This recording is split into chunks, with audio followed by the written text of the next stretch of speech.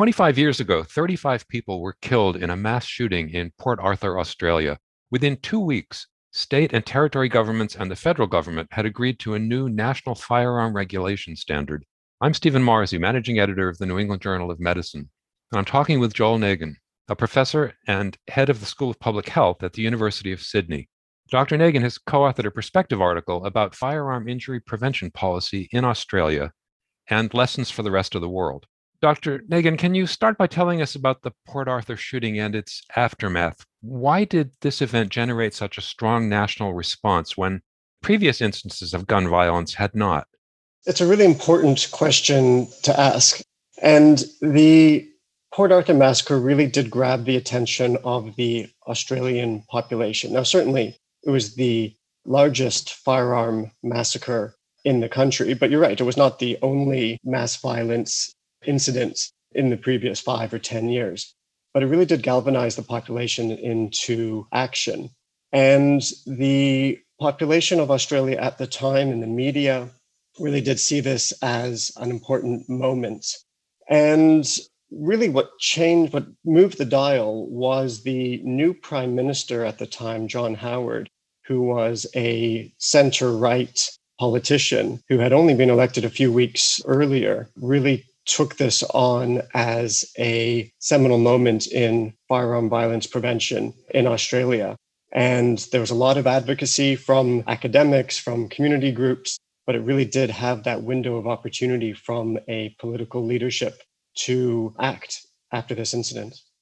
And what were the primary components of the regulations that were enacted after the shooting?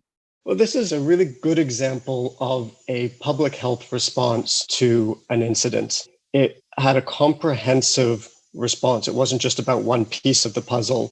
It really was a focus on new firearm regulation standard that involved implementing, or in some cases strengthening, gun owner licensing, firearm registration, safe storage policies, suicide prevention programs. It was a comprehensive suite of a public health approach, but at its core, and the one that's certainly gotten the most, interest, has been the mandatory buyback program for firearms that, with this new standard, were newly prohibited. And over the year or year and a half after the Port Arthur event, more than 600,000 shotguns, semi-automatic rifles were purchased by the government from Australians and then destroyed.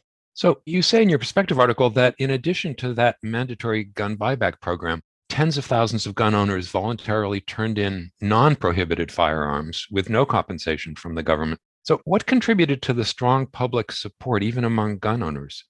I think the fact that people realized that these massacres were possible, and there was a groundswell in the media, on talk radio, really around the population, around the need for change. And once we got some momentum in Australia around the buyback, and there were a lot of media pieces at the time showing people turning in their guns, then I think a number of others looked at themselves and said, well, do we really need these firearms? Do we really want them in our homes? And do we want that risk of people using these firearms for purposes for which they were not initially intended? So that's clearly one effect of the regulations. What more globally have been the effect of these regulations on gun violence in Australia? The reason we wrote this perspective piece was to look back at the last 25 years. And the policy changes had a real substantial and positive effect on gun violence in Australia. In the 20 years that followed Port Arthur, there were no mass shootings of 5 or more people in Australia. And in the 20 years before that, there were 11 shootings of that kind. So if you were starting just from a basic starting point, would these regulations reduce the number of mass shootings, which was certainly one of the major intentions, then this was a successful firearm policy. But also looking at annual firearm-related mortality, so not just mass shootings, but just average annual firearm-related mortality, it was cut dramatically in the, let's say, 17 years before Port Arthur and then the 17 or so years after, from 3.6 deaths per 100,000 people annually to 1.2 per 100,000 people annually. So that's a really dramatic drop. And it's very hard to attribute all of it to the new firearm standard and the buyback program. There were other things happening in the country. But as a real pragmatic policy intervention, Australia has seen a strong decline that has continued to this day in firearm-related mortality across mass shootings, assault, accidents, as well as suicides. And suicides contribute to about 70% of firearm mortality in Australia, as they do plus or minus in the US as well. And as you said earlier, these regulations after Port Arthur were supported by a center-right prime minister and by all the major political parties in the country. How did the members of the various parties come together in this case? And are there any lessons there for other countries? We have to be cautious on this one because obviously Australia is different from Colombia or the US or Canada or other countries that have challenges with firearm policy. But I do think the fact that a center-right politician used considerable political capital in advancing this. He was in coalition with the National Party, which is a rural conservative party here in Australia, who were a bit more skeptical, but he was able to bring them along. And the deputy prime minister at the time, who was a National Party member, was also strongly supportive of these initiatives. It was supported by all parts of the political spectrum in Australia. So the lessons for that, I think it's an important one. It wasn't seen as a partisan issue. This was at a time when perhaps partisan politics was not as feverish as we see today in 2021. But I do think that was a part of it. And obviously the scale of the Port Arthur massacre really did shock. And the fact that it was perpetrated by a young man who was not on the police radar also shocked the population into realizing that status quo was not necessarily something we could continue. But finally, you write in your article that the number of registered firearms in Australia is now growing and that there's a well-funded lobbying group that supports politicians who oppose firearm regulation. So how can policymakers in Australia and maybe in other countries as well resist that sort of outside pressure on legislation related to public health and safety?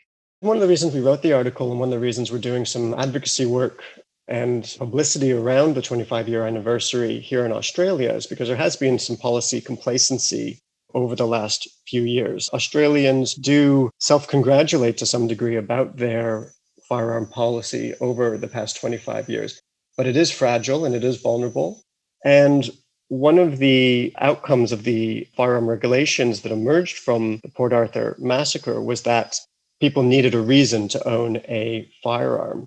And one of the legitimate reasons for owning a firearm was membership in a gun club, a sports shooting club.